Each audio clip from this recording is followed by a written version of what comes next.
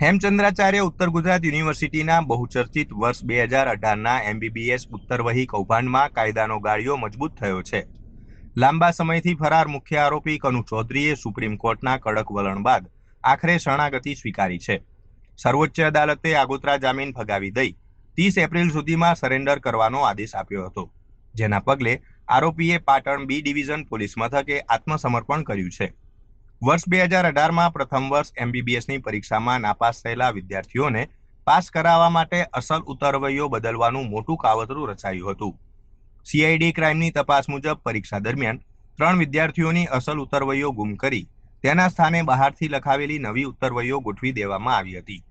આરોપી કનુ ચૌધરીએ ધરપકડથી બચવા અનેક પ્રયાસો કર્યા હતા, પરંતુ સુપ્રીમ કોર્ટે શિક્ષણ જગતની ગરિમા જાળવવા કડક વલણ અપનાવી તત્કાલ ધરપકડનો માર્ગ મોકળો કર્યો હતો. પાટણ પોલીસે આરોપીની અટકાયત કરી આગળની તપાસ તેજ કરી છે.